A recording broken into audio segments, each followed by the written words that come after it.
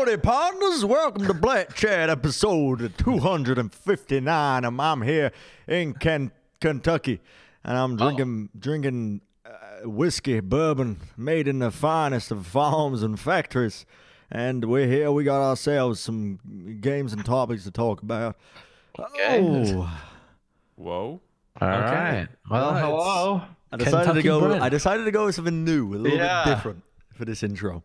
Yeah, I think it sucks. Okay, right. Well, I'm never doing that again. How are we all? You know, it's late at night. We're all tired. What is this show about? It's about Overwatch, usually. Oh, good.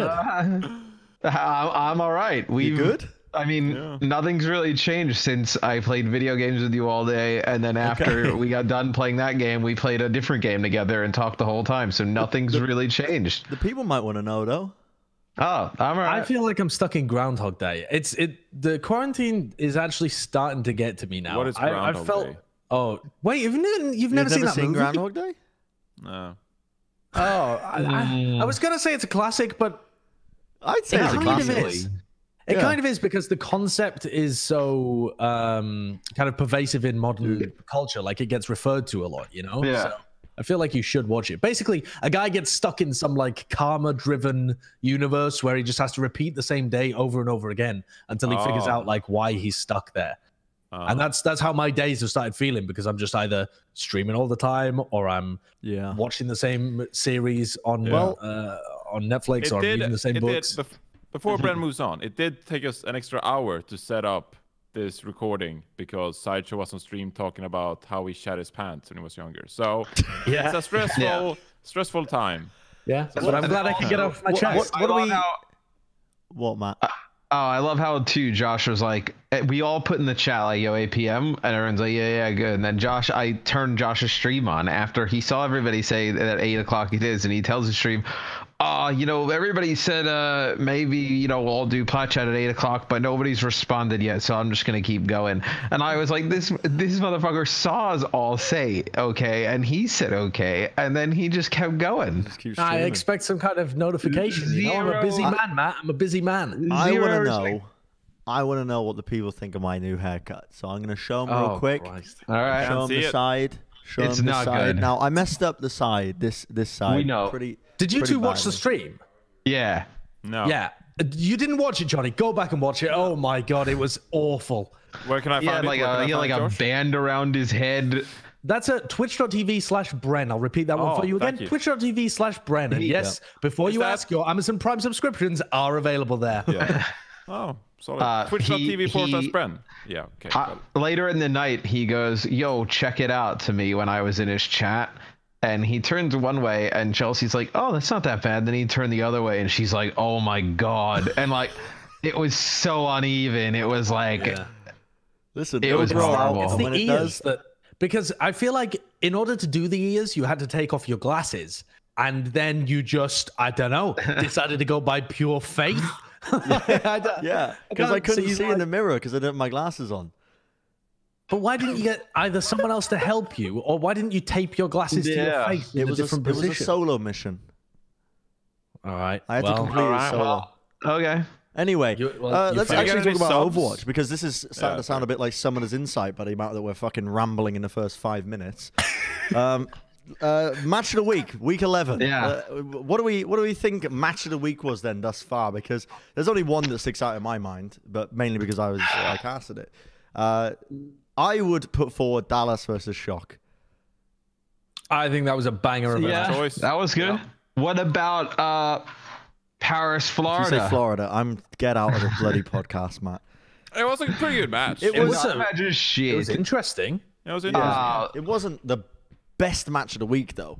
No, it was not. No, it was Dallas Shock was definitely the best match of the week. Yeah. We had a bunch of blowouts the whole week. Yep. Florida Paris was definitely the most surprising one, though. And I will point you back to last week when I said that I thought Florida were underrated and they had a really tough schedule. But then you also turn around and you say that Paris is super good. You can't have it both ways. Well, no, I thought it was both ways, that Florida were a good team, Paris were a super good team, but apparently Paris flopped. This is where you try and use your internet streamer clout, dude, to just bully the small people on the show. and they're like, "Oh yeah, Bryn's points are dumb." And then when you make a dumb point, no, everyone's like, "Ho ho, Wasn't a dumb Sideshow, point. Yeah. forehead, Kurt, yeah." What the hell? Avaz was like hounding after me for like 5 days, just like, oh, Johnny predicted Boston. And next to me, the entire time, is Sideshow predicting Boston too. He doesn't get any flack. What is this target insults? Can we talk about Florida now? They're in cahoots, dude. These Twitch streamers. And then, Yeah, we can. There's actually a few flexible. decent games last week. Gladiators Valiant was alright. the match, I've literally just changed the lower third. I've asked Kurt to change the lower third to Florida beating Paris because we were on that topic. And you just, well, let's go back and talk about this and try and rein the host. Shut up. You know how he gets. You know how he gets, Matt. Stop interrupting him. You know he can't control himself when he gets like this. He's just angry that Paris lost because he's a sweaty little Paris fanboy. I am a bit of a Paris fanboy. So what do we think the reasoning then that Florida He's a big beat No Paris? Smite fan. Why? Yeah. Because it was a bad meta for Paris and Florida looked all right. I mean, I don't even think it was like a bad meta for Paris. They played No Smite, right? Well, so Paris in the first two maps played the Doomfist Reaper. Oh, Doomfist Reaper, yeah. And when I actually talked to Gray afterwards because I was playing some Valorant with him. And I asked him what happened in that match because I was like, you guys got fucking boomed. Dude, he's taking these OWL players to the other side, bro. He's a traitor, dude. Yeah. He's a traitor, bro. He said, Gray said that he thinks they should have just matched the May Reaper the entire time. He said in all of his scrims that week, and remember that this game happened on Friday, so they only had 4 days to scrim or whatever. Yeah. He said they had never scrimmed against anyone using May Reaper that whole week. They had only scrimmed against people using Reaper Doomfist. So they just assumed that was the meta. They assumed that Reaper May was bad. And so when Florida came out with Reaper May, they were like, well, we should be able to beat it because we think that is not the meta. And May can never be bad. What do people... Well, she has been quite significantly changed. Yeah, she has been nerfed quite a bit. And I don't know if that... Was that nerf live with that match? It was, yeah. It was. Yeah, so... Yep. Still good, It sounds weird, that approach. Just like, oh, other people are playing this comp, which means it's better. It's like, well, I assume that they had success with it as well. Right. Yeah. I just don't think... I mean, we even said so during the cast, both you and me, Josh, that we thought they were playing an inferior composition. So I was just surprised that they were just sticking to the Doom, not getting picks on the Doom. Yeah, especially with Nico May Reaper in the third map. It's not like Nico's a good May. Nico's a good May. Yeah, he is. So it didn't make sense to me. But then they actually did mirror the May Reaper for Numbani. They came out after the halftime. They had some discussions about it, and they played a game at least. It wasn't as one-sided as the first two maps, but it wasn't good. So Florida ended up beating them again. Hey, lucky for Florida, May and Reaper will never be banned, so they'll be able to play it all the time. Yeah, true. But then I also heard that rumor that Florida's really good at Hanzo Tracer and Soldier Tracer, and Yaki is apparently pooing on everyone with Tracer. So I don't know if there's anything to that. We didn't really see too much playtime of it. I mean, but there's at least that to consider. Yeah, sure. Yeah. But that just tells me that it's a very versatile team that is actually improving and had like many facets to it. So what do we think about the outburst by the Gladiators after their win against Valiant? God, that was like so weird. Talk some shit. I don't care. But don't you find it so strange? Way. Yeah, it didn't really make much sense. Them. They won, and they just started shit talking them afterwards. And even like, it didn't really like. It was such an odd series. Like the Gladiators win, and then everyone's like, "Yo, the Gladiators are popping off on Twitter," and I'm like, "Why?" Yeah. And then I go on Twitter, and the Gladiators just bashing the Valiant. I was like, "Where the fuck did this come from?" It didn't really make much sense. I'm all about it, but it mostly didn't make sense because the Gladiators weren't like, they didn't have any good trash talk. They just basically said, "You guys stop playing cheese comps. You nearly beat us." And that's not trash talk. That's like pleading with your opponents not to fuck with you. Yeah. I don't know. That's like the shit talk you do when somebody breaks like a gentleman's agreement and like you're like, yo, you guys try to fucking scamaz us by breaking the rules, like fuck you. But then the Valiant were just kind of like, huh? Yeah. Like we almost won. Rightfully so though. The Valiant were just like, well, I mean this. What do you want us to do? The comp worked, right? Yeah, it worked. We need wins. I don't know. Dude, I don't know. What I really appreciate about it, playing that kind of stuff as well. No. What I really appreciate about it is just like because it shows how boomed the Gladiators were with the comp. Yeah. Because like they were rolling like 2-0 up, like Valiant didn't have a chance, you know, and then 2 maps you start to lose, and they even copy the composition. I mean, the way Gladiators attacked Hanamura was like dreadful because they just couldn't beat the comp. You could tell how boomed those players were, and then afterwards they go on Twitter and just start ranting, and you could see the stress and the emotion. Yeah, they fucking mauled it. Because they were so even scared. Even Deepay fucking tweeted some shit too. He was like, even the coach was getting fucking mauled. And No, I think he was just saying GG's. We'll get him next time. Right? Dude, shit he tweeted something. Did you see Gunba's tweet? Gunba's tweet. Yeah, fire. Gunba fired back. Yeah. Let me read out Gunba's tweet because it was so good. Where was it? We scrimmed 6 different OWL teams this week, and all of them copied our entire comp. Some molding idiots on Twitter who spent an entire match dying to a Torp turret while Birdring and Space killed everyone are not going to deter us from playing whatever we feel is best. That's great. Yeah, shut it down, bro. The peak of that as well is the mind games that they're now putting on the Gladiators, but just like, Space and Birdring are the only 2 good players on your team. It's just there's they're pretty good. They're pretty levels good to the mind game. They were pretty good. I played Valorant with Birdring the other day.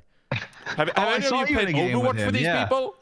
I mean, I'm not good enough to play it. I'm not good enough to play Overwatch with them.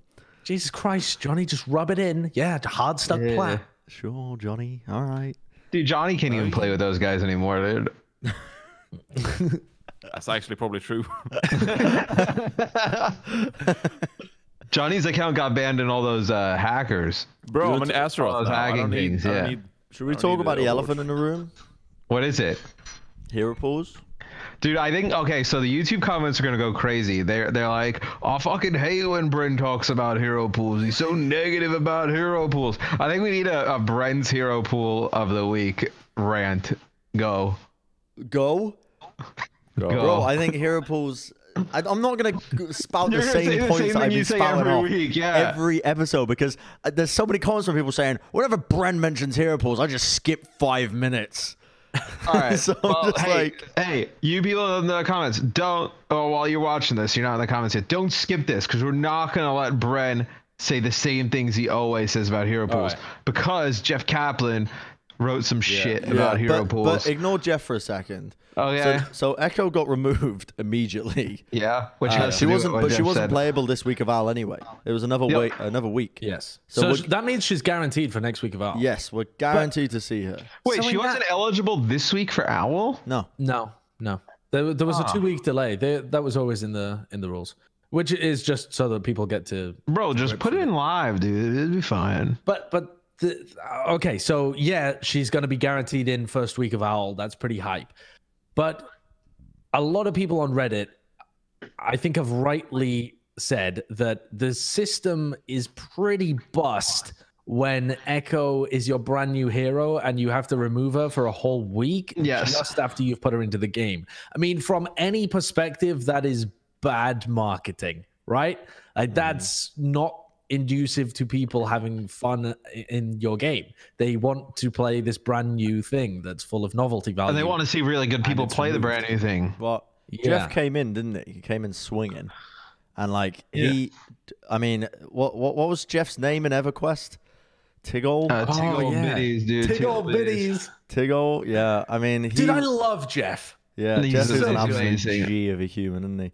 He is, but he made Westfall. I feel like he's on the edge because he just nothing's capitalized. Well, okay, so I also his rant is like well, it's not really a rant. He's just trying to get people to understand like why the decision was made to do it this way. Basically, that there wasn't enough time by the end of the broadcast to take the OWL data and the other data and then get it around to the game. And they wanted to use an algorithm and not let my dog and Zoe's cat pick the fucking heroes, which I get all that. I mean, that was just getting it was just such a gimmick, but whatever. We did it. People watched. I think it's just, I don't really agree with the format, and here's why. So I have some numbers up. So for the tanks for this week, right? You have numbers. You are using stats. I have numbers. Holy hell! That's how you know Matt really is trying to debate something seriously. Only use stats during the broadcast because it's just I have gold damage, he has silver damage. Doesn't tell the story, but for the tanks, Orisa had a 75.9% playtime in OWL. 29% in ranked play. She got banned. Yeah. Sigma was 50% in Owl, but only 33% in ranked. The highest, Sigma was the highest in terms of ranked play, followed by Orisa. And then after that, it was like Winston Zarya. Like D.Va is at 20%. Like the D.Va in Owl, like every other week, she should be like a top candidate to get banned. Supports, Lucio was 58% in Owl, only 19% in ranked.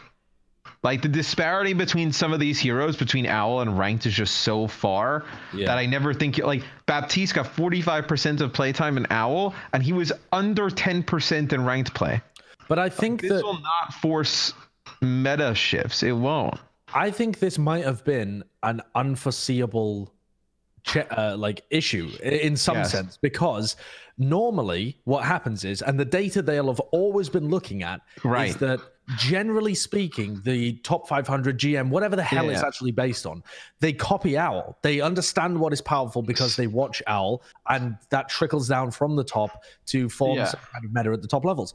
But when when the heroes are unavailable and then Owl is at the end of the week, there isn't enough time for that trickle down to happen. So you have vastly different things being played at the top level and the Owl level. That's what we know. But when in Jeff's post, he mentions that that this is intended, and that ranked on Monday would have players start developing the meta, and then it would culminate in what is at Overwatch League, like almost that like the meta would play out in ranked, and then Overwatch League would just go with whatever is working in ranked, and then it would reset again. But that's not how this works. Like we all know that. Yeah. Also, yeah. The reasons I hate hero pools are actually, I mean, it's different for the reasons that Jeff was talking about. Ana has a 13% in Owl, 77% in ranked play. Yeah. Yeah. Yeah, we know it on like every other time. We noticed, but this is important. This is important because this is a basic premise that people were taking as true when implementing this thing. Yes. Because the former statistics did not showcase this. They showcased a similarity between Owl and between ranked play. So by implementing it, they were expecting that to stay the same, and it did not stay the same. So that's one of the reasons why it's diverted. And the highest in the DPS for ranked play were Tracer, Ashe, and Echo. Yeah. Like just May got almost 60% playtime in Owl, under 10% in ranked. Reaper under 10%, Hanzo under 10%. Yeah. So I think a good question though here is, does that mean that ranked is in a really good place for balance? Because what is, the busted heroes or whatever at the absolute pro level? I mean, we know getting played that much in. But like look at the supports. I know that Ana is fun, and I know that Moira and Lucio and like Baptiste would be like the ones I would probably be forced into picking later, and they all have the highest ones. It's not like May. Nobody's playing her in ranked because they're like, fuck it, I'll just play Ashe and Tracer and all these heroes like McCree I want to have fun with. But if the purpose of hero pools is to just shake up what's happening in ranked, then removing these heroes that but now we get back to only affect the pro level doesn't do anything, does it? No, but then we get back to square one. Then why are we doing the same thing as the game? Which I think we should, but I don't know if this is the way. I think it gets confusing. Oh, because you're crackling again. I know what Johnny was gonna say. I know what Johnny was gonna say. I don't think I know what Johnny was gonna say. And now it's not working. No bueno. No.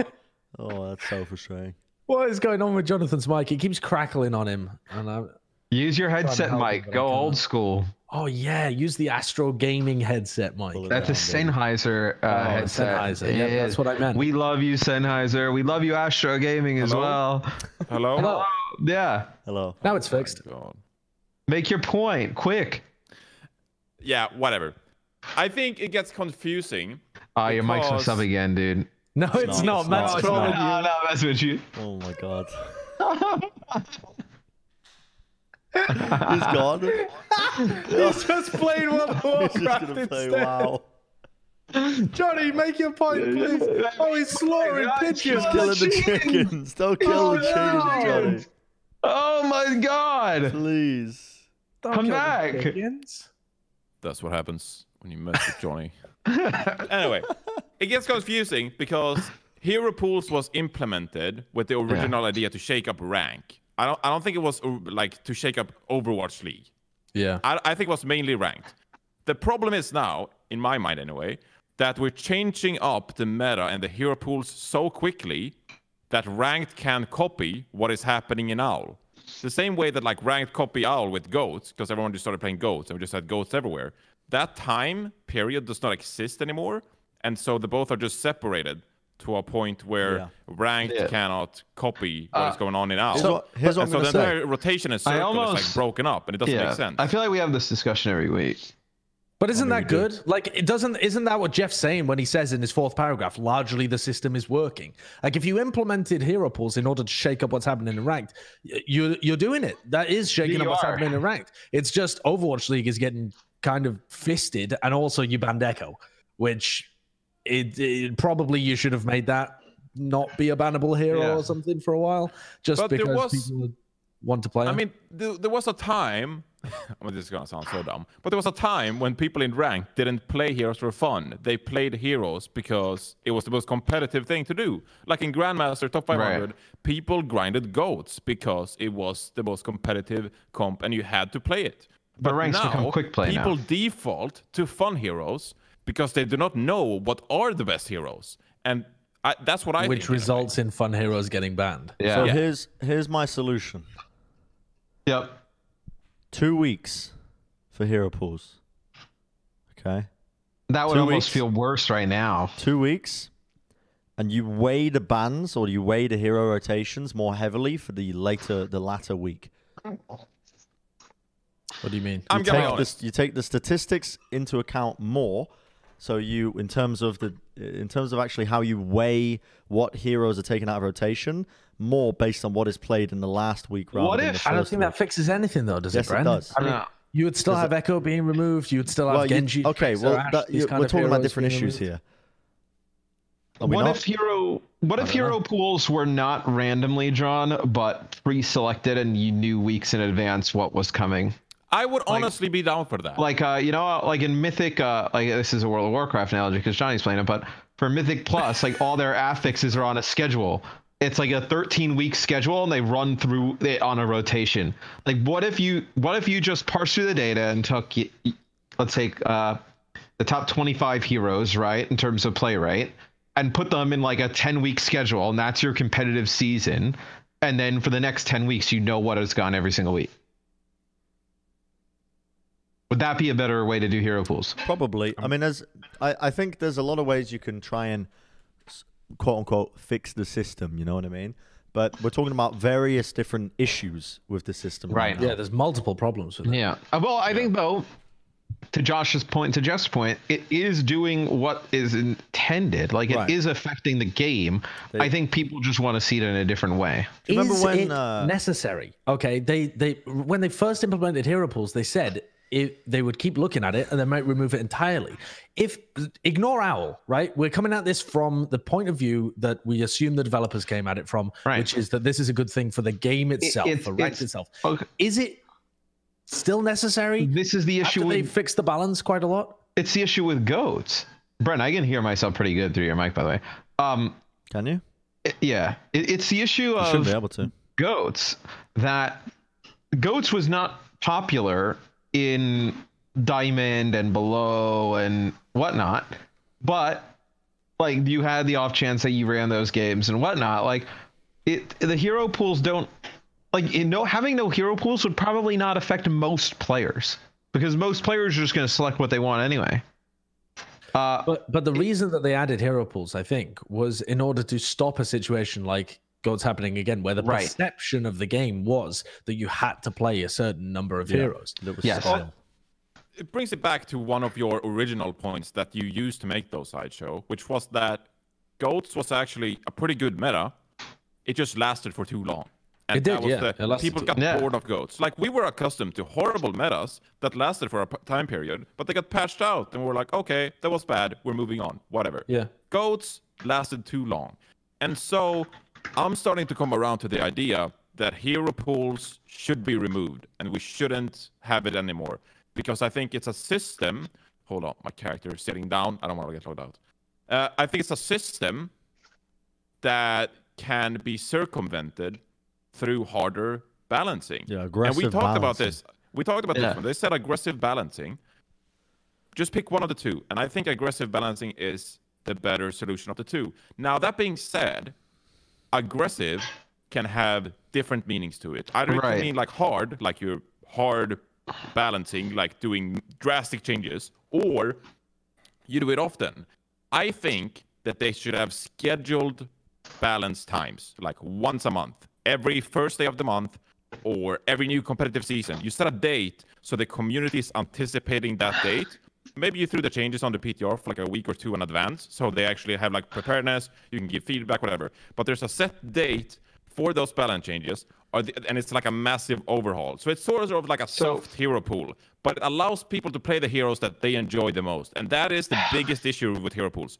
People want to go and play Echo, people want to go play Tracer, and they're not allowed to. So even if you make those heroes a little bit worse, I still think that's a way better option, because you will still have those one tricks. I agree. You will still have those people around who enjoy playing those heroes. And the biggest problem is now, we just want more DPS players to play the game. We want more people to like reduce the queue time. So allow Tracers and Echoes to queue. You get more games, you play more games, you're a happier person. Well, no, so, I mean we need DPS players to play other heroes, not more DPS heroes. More DPS heroes, we have even longer games. True, but my point still stands. I think hero pools is the system that is like clogging Overwatch, or that we don't need, and we can circumvent it through just I don't balancing. know, because so this is the exact like quote from the Jeff's thing. He's like, May's been rotated out already. Like the system's not intended to ban May each week. Like, I get it. So in addition to recent nerfs, more are coming on Wednesday. Her win rate is already down, but mind you, her win rate, like the ranked stats I said before, she gets under 10% play in those higher echelons of ranked. So her win rate to play May. Right, so her win rate, a lot like Sombra, is probably dropping in the lower tiers because they have no idea what they're doing. So like, if that's kind of the bar of what we're balancing off of, you're never going to get that drastic balance. They did say that more nerfs are coming for her on Wednesday, so we'll have to see. I think, but yeah, overall, it comes down to the philosophy of how they're approaching it.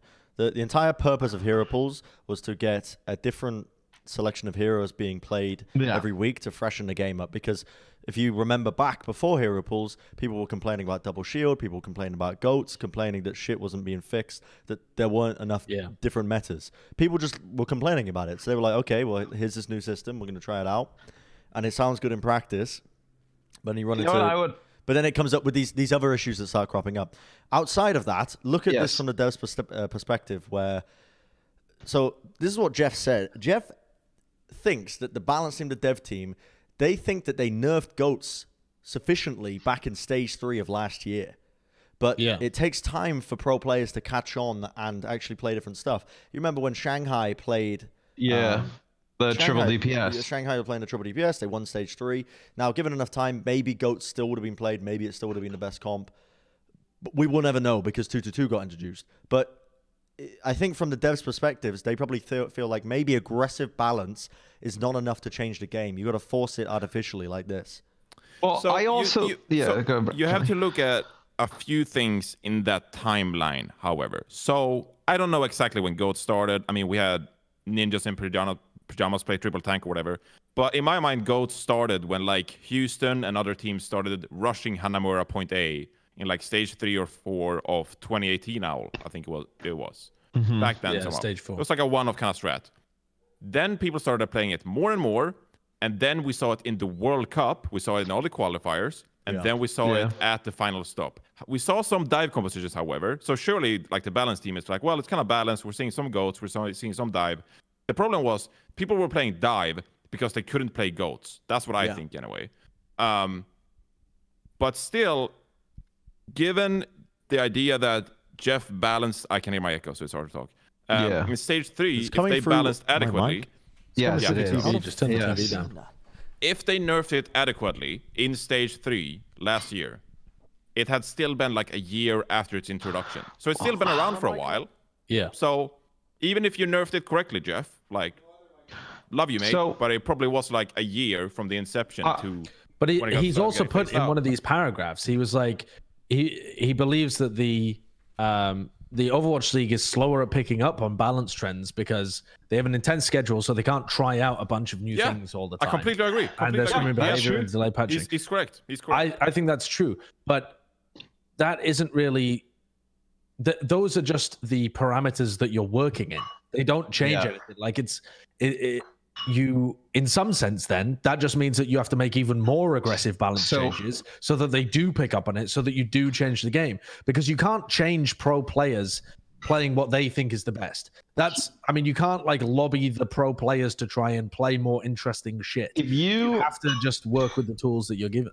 If you flattened out, okay, this is a crazy way, but I think this could be something that could actually benefit the game. I would love to see them balance out the HP pools amongst roles. So I would love to see all tanks have the same amount of HP, all damage dealers have the same amount of HP, and then all healers as well. Because I think that eliminates like how some of the damage dealers have 250 HP, and those are the only ones that get played. You play the bigger tanks for more. Right now, I mean, you kind of see like all these sustaining comps get built around the larger tanks and then the larger damage dealers, where if you flattened out the HP amongst all of them, I think Hawk who tweeted saying it's funny how we're only seeing a rotation between 250 HP.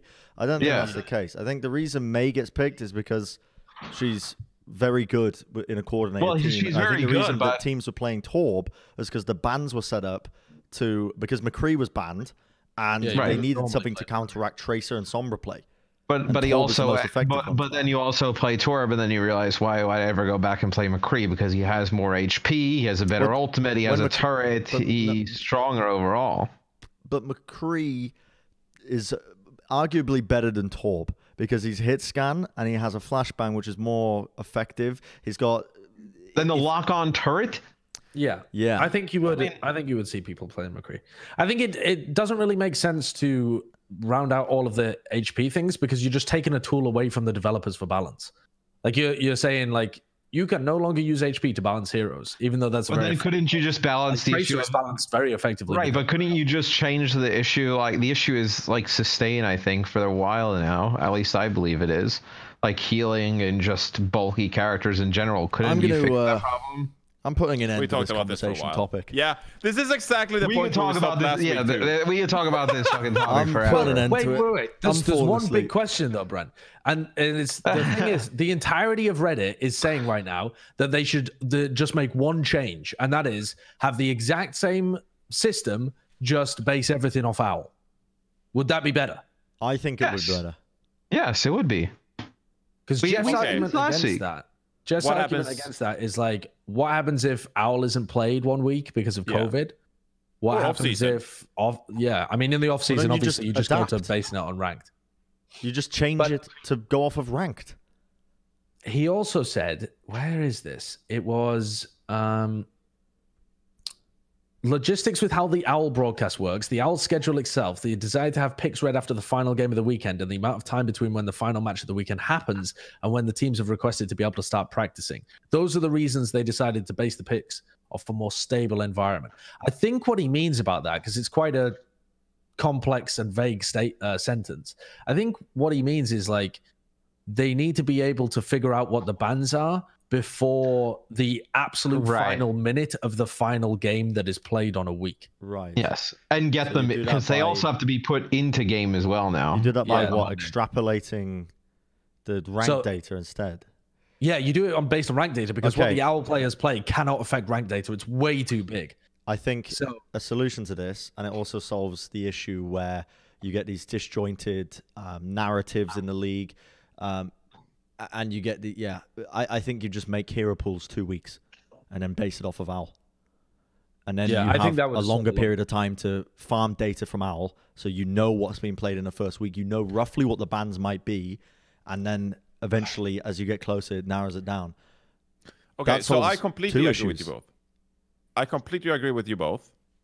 I do think it would be interesting to see how hero pools would function in the game if it was based on OWL. I do think that it's a better solution than we currently have. But for the sake of trusting the developers, I sort of want to play devil's advocate and ask why they wouldn't do that. They wouldn't because you would have the same few heroes being rotated out all the time. I think that's why. This ping pong meta development. Because you would, because every other week you wouldn't be able to play like Mei or D.Va or Orisa, and they don't. So then we sort of come back to balancing. So why have hero pools if it all comes back to balancing? Right. So why not just heavily balance those heroes? Right. Exactly. That's what I'm saying. Yes. Like, I mean, if we're using a system that is, I don't know. I'm lost in the sauce at this point. Yeah, let's move at home get it. Yeah. Let's move on. I guarantee you. Okay, for all the listeners who don't want to hear the hero pool discussion, welcome back to the podcast. I'm sure someone's posted a timestamp in the comments. You can click on that. You're at next week's matches now. So next week's matches are actually pretty fire because we've got a bunch of the teams have moved over to Asia. What do you mean, actually? Are you going to spark up the hero pools discussion again? No, actually, I just want to throw this out there real quick. You know, we're all the four of us. We play WoW. Jeff, we know Classics out, Retail's out. You know, we'll extend. Shut up. We'll extend an invitation to Mr. Jeff Kaplan. We can play some parties. We can stream. We can have some. Yeah, Jeff, dude, jump on WoW with us, dude. Jump on with us. Come on, Jeff. Let's do some Mythic Keystones. We're calling you out, Jeff, to come play WoW with us. We're gonna quest through Westfall with you. Everybody tag Jeff in the comments. Do you think he gets sick of Johnny? The only thing he says to Jeff is, "You made Westfall." He gets sick of it. He's the one that tells me every time I see him. I'm like, how's WoW? I love Jeff. I love like Scott Mercer. I'll tell a story real quick. But I was with Scott Mercer one time, and like we were going out to lunch, and he's like, what's going on? I had just gotten out of like maybe like a 12-hour just WoW binge, and I was like, Scott, I was like, you need to put me in charge of whoever the hell does the benthic armor in Azsh'tar because I need some good gear. And he was like, he looked at me like I was an alien. Like, what are you talking about? Okay, next week's schedule. I actually don't really know what's going on next week. What's going on? We got Seoul versus Spa. We got Seoul finally playing some matches. We've got New York finally playing some matches as well. Atlanta, Philly again. We got some fire stuff. What's the one you're most looking forward to? For me, I think it's going to be Shanghai Seoul. Yeah. I want to see the NYXL back in action against our favorite team of the podcast, the Chengdu Hunters. Did you see New York calling us out? No, they can go screw themselves because they sit there and they're like, oh, no one listens to Plat Chat. I'm like, I defended you the entire podcast. Yeah, but that just goes to show that they just the only thing that they did was look at the power rankings and didn't actually watch the podcast. That's what that tells you. So they are literally the people behind the comments on NYXL are basically on the same sort of food chain level as barnacles and Reddit plebeians. We'll play NYXL in a match. I don't think we'll play NYXL in a match. Is that what you just said? The people that work for New York will play them in a match. Plat Chat versus New York. No, we don't want to give them too much. We get Custa and Jake. That's just free marketing for them. I don't know why we accept. No, every game is sick. Yeah, a lot of sick games. Yeah, every game is sick apart from Florida versus Boston because Boston are just gonna fall over. But apart from that, you've got the Battle of Texas, Houston facing off against Dallas, which I actually think could be very entertaining. I would take without Dallas Tracer. There, yeah, I still take. Like, I think that's even more entertaining without Tracer because it nerfs Dallas a little bit and brings them back down towards the level of Houston. Oh, man. If I could, I would move all of the Boston games to 3 a.m. and move just one Asian game into the middle of the day. I would just put like Shanghai Seoul in the middle of the day here. Yeah. You know, give us a good NYXL I'd love Chengdu. to cast Boston, Toronto at 5 a.m. Boston, Florida at 5 a.m.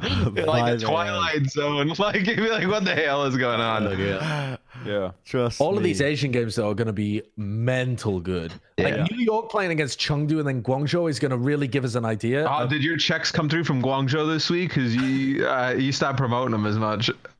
No, Guangzhou did well this week as well. They beat the Spark. Did you guys eventually listen to me about that? Did you guys succumb to my We were having the debate about whether Guangzhou should be higher than Hangzhou on the power rankings. I think you eventually did bow to me and put Guangzhou higher, but they proved honestly, no. As soon as we get done recording, I have no clue what anybody said during this entire hour. True. I do want to say though that Chengdu beat Guangzhou, like me and Matt predicted. Yeah, they fucking dumped. That was an interesting match though as well, like from last week. I mean, not to dive too deeply into it because we're talking about this week's match. Battle of Texas this week too. Yeah, I think that'll actually be a good game. Yeah, the matches I think will be pretty good. The thing that's going to be crazy though as well, this is the first time we've had 3 matches at Asian time. So if you're listening to the cast and you're wondering why is Bren going loopy even more so than usual, it's because I'm casting at 5 o'clock in the morning. I haven't slept in a while.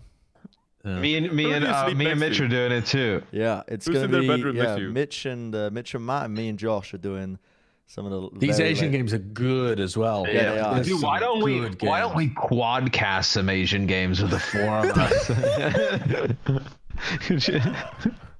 I'll do a solo companion stream. Could you imagine just like a 4 a.m. quadcast?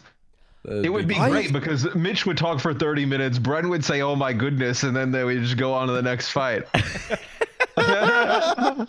I'd be Mitch's hype man. He'd be Mitch would be rattling off a fucking dictionary, and I'd just be going, "Oh my word!" You'd be like, it'd almost be like you weren't there. You were just a soundboard. Whenever something happens, he could just hit a button on his Go XLR that just had what my dudes. I've just realized why does Mitch not do that? Why does Mitch not have a soundboard that is Bren saying "Oh my word"? That would be so good for one of these games. Yeah. Wait until the Florida-Boston game, and just every time Jerry does everything or does anything, just have Bren shout "Jerry!" A Bren soundboard. Dude, okay. There's one match. We don't have graphics made for the predictions this week because I haven't fed Kurt. So do we want to quickly also because Kurt was playing Dark Souls. So Kurt, let's blame Kurt. Let's quickly go through them. But I don't want to go through all of them. I want to go through one match. Yeah. Seoul, Shanghai. Ooh. Toss up. How do we think Tracer, Moira, Orisa affects these 2 teams? Well, Orisa being out, I think, really does affect the Seoul Dynasty. Yes. Because if we end up going back to like Reinhardt Diva, then that means that Seoul can't run their incredibly good double shield setup. And if we're running like Rein Sigma instead, then that puts like Gesture on the Rein. It starts getting a bit weird. Marvel on the Rein. What? No, Marvel is a better Rein. Marvel's their Sigma though. But like Marvel's your Sigma, so it either puts Gesture on the Michelle on Diva or Sigma. Yeah, Michelle or Sigma. Yeah. So it gets weird either way, is what I'm trying to say for the Seoul Dynasty. So I think this does. I want to say Dragons. Yeah, I'm going to say Dragons as well. Dude, Seoul looked so sick in the 2 matches that we saw. I think it's going to be close, but the reason I think it'll be Dragons is because they've been based in one area longer. They've had more time to practice, like in a familiar setup. Whereas Seoul have they've been quarantining in Seoul, presumably in Seoul, for 2 weeks. Do we even know what the meta's going to be? Like, do we have any idea what the meta's going to be? I don't think so. I mean, maybe Rein Diva, the return of Rein Diva. I mean, that's what screams to me is Rein Diva, May McCree, Ana Lucio. That kind of stuff. Yeah. The thing is, people have been kind of working some counter compositions to the double shield May comps, but I'm not sure whether those are good against the Rein. With the Ash and Pharah and shit. Rein Sigma. Yeah, with the Pharah, we'll see Rein Sigma. Pharah Sombra was getting played in Asia quite a lot. I actually, the more I think about it, the more I just think it will be. You're not going to see Sombra play because McCree's still in the pool. I think it will be Rein Diva. Because there's no Tracer, I don't think you can outpace May Reaper either. Or like circumvent the Death Ball. So it might just be McCree May to shut down the Reaper. Huh. Well, then who looks better in that kind of meta? We're just you're going to get tilted by this. I'm going to predict Seoul based on the fact that I like Marvel's versatility. I think it's a bit underrated. I think Shanghai has the better off-tank in Void, but I like Seoul's DPS lineup more. And so therefore, I'm going to predict What about you, Josh? Yeah. My problem is, I feel bad predicting the Seoul Dynasty without any idea of how good their tank line is going to be with Michelle in there. Like Marvel and Gesture just looked unbelievably good because they have crazy good Orisa Sigma, like just individual skill. I think this is going to be a hell of a game. I really don't know who's going to win. I think maybe I would go towards Shanghai just because I've seen more from them. Like I've just seen them perform. Like even if the meta isn't May McCree, if it is something different, I know that Shanghai can play it. Do I know they're going to be amazing at it? No, but I know that they can play it because they've been beating up on everyone else in Asia. So I think my money's on Shanghai. I think there's no way we see Sigma. So just take Sigma out of the equation. Because I think if you play Sigma, you're going to get run over by May McCree or May Reaper. Just speed boost with a Diva onto you. Sigma won't get anything done. That's right. I really like the Dragons. Obviously only one loss, but 18-4 in terms of map count. Yeah. Right. I mean, you don't lose those 3 maps. I mean, they're sitting. Yes. I mean, they're sitting at a stick. Like they would have the same record almost. Well, they'd be 1 game behind in terms of games played than the Philly Fusion, 2 games behind. But their map differential would be vastly better, and we regard Philly so highly. Yeah. And we've only seen 2 games from Seoul, so I'm gonna say Shanghai. Which I think if Shanghai wins, they definitely cement themselves in that case for like best team in the league. Yeah, they could well be. Yeah. Do you guys want to do power rankings? No. I don't think the power rankings are as important as predictions for next week. Honestly, I kind of want to run through some of the. All right, let's just bring up the schedule again. Let's just bullet through them. Let's do this. Like New York Chengdu genuinely is a game calm yourself. I'm gonna predict Chengdu. Slow down, Buckaroo. Pull up the schedule. Here's what we're going to do. I'm going to run through. Everyone gets a match. Matt, Seoul versus Hangzhou. Predict the team. Let me know why. Seoul Dynasty. Because they're extremely strong. I think Hangzhou is just too iffy from game to game. Like, you never know what Hangzhou is going to show up, and I think Seoul batters them. Johnny, Guangzhou versus Shanghai. Well, you know, Uncle Brennan, I've stayed up and watched all these Chinese games together with my pals, Caffeine and G Fuel, and I'm concluding that Shanghai is going to be really strong this upcoming week because of Lee Jae-gon's aggressive style, and Shanghai will be able to play around that aggressive style without getting punished as much with Tracer removed from the pool, and therefore I predict Shanghai against Guangzhou, and I also don't get paid by Guangzhou. Josh. New York, Chengdu. I just lied to you guys. I was gonna say that I was gonna predict Chengdu, and I do think Chengdu are good. But if it really is gonna be a Rhine, Diva, May kind of meta, then Chengdu actually did look kind of shit at those. New York, get on Twitter. But Chengdu won't play that. At him. Yeah, Chengdu won't play that. So I mean, it's fucking up in the air, isn't it? But if we really are going back to Rhine, Diva, Lucio kind of, it's like Rush a little bit, but with the McCree. Sure. I think New York are going to be better at that style. And then it's just like, who the fuck knows if Chengdu can counter-comp them in some way. Yeah. Okay. If it was double shield, though, I genuinely would predict Chengdu. I think they're actually a good team right now at playing double shield and dive and this kind of shit.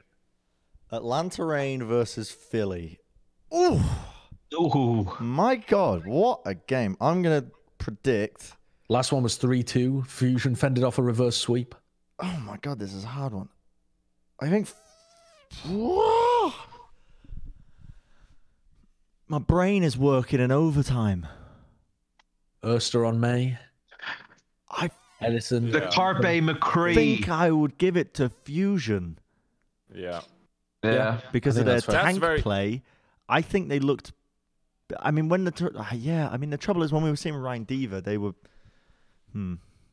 I think double shield was still being played back then as well. Yeah. I don't think you bet against Sado and Fury. Yeah, no. I don't think you do. I don't think you bet against that. Fusion. Imagine saying that. Don't bet against Sado. People would think you were going crazy last year. I think the Fusion is what I'm going with based on the tank play, I think, against the Atlanta Reign. But Atlanta Reign, who knows, might come into their own a little bit.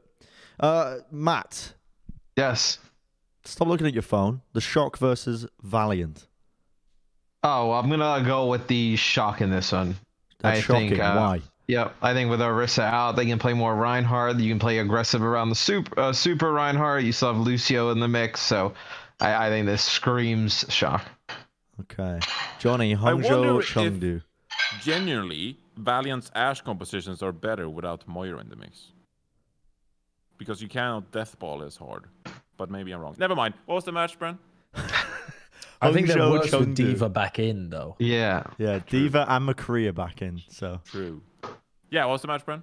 Hangzhou, Chengdu.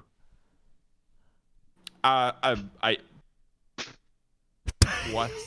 What pass? Why did I get the most?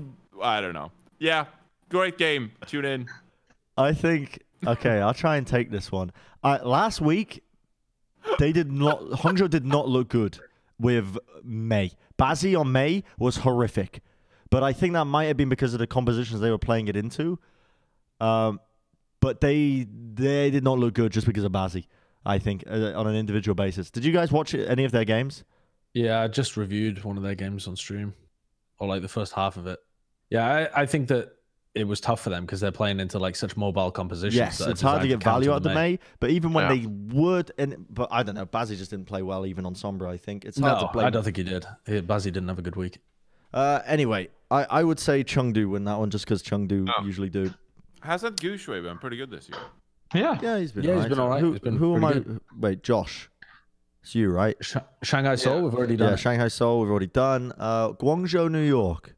Oh, there you go. Give it a Josh. Yeah, well, as I'm getting paid by Guangzhou, I think I This genuinely segment's think sponsored that by this the is Guangzhou Charge. I genuinely think this is Guangzhou. Unless I don't know. I feel like with New York being like, haven't they just been in lockdown as well and probably Yeah, not I don't been think they've been practicing.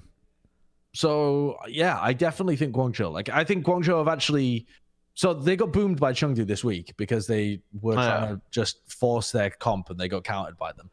But then in their game against the Spark, they looked pretty good, like pretty versatile with their compositions. They've always been pretty good at the Mei kind of stuff. I think this is going to be a really close game, and I would not be surprised at all to see Guangzhou come out on top, even though I'm pretty sure like most people will be predicting New York in this game. Okay, Florida, Boston.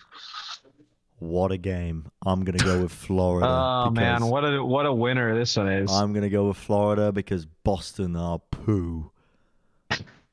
Nice. Matt, You know, I got asked on game. Watchpoint. What does Boston need to do to improve? And I just said, sign new players.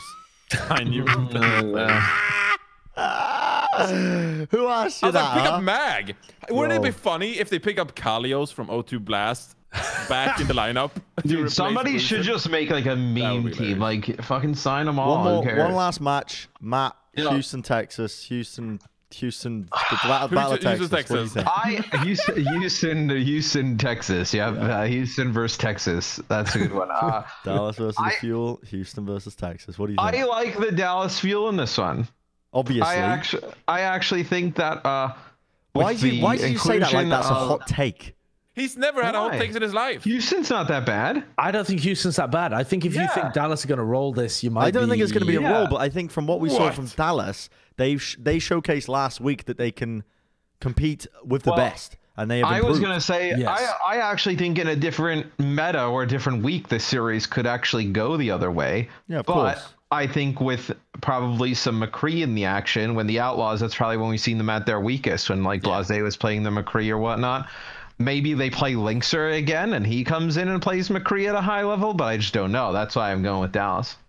It's I'm time. almost willing to bet money that Dallas 3-0s. 3-0. What? I mean, I think this is a bad meta for Houston. I think it's a pretty good meta for Dallas, but I'm still not confident in a 3-0 Yeah. roll.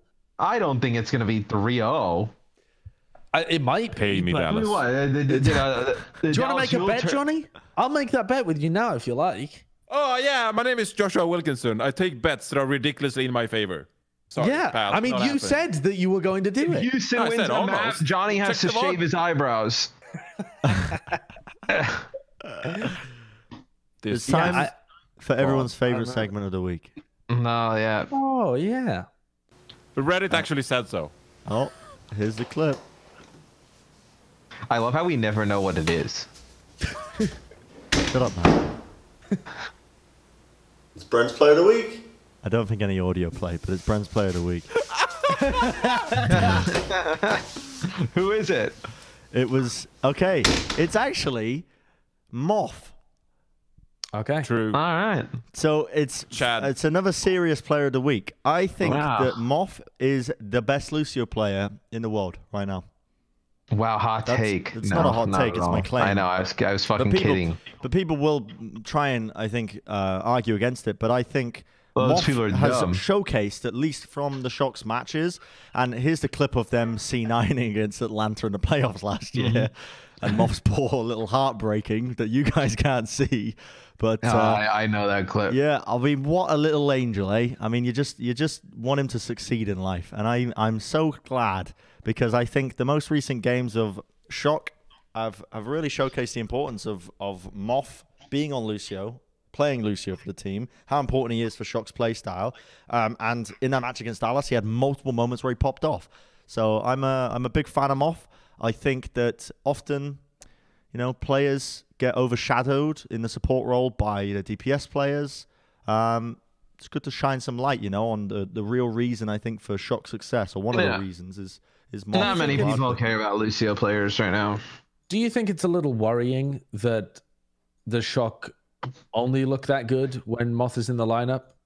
Considering that we're in the realm the of trouble is, hero. I don't think we've seen enough games without Moth in the lineup. You know what I mean?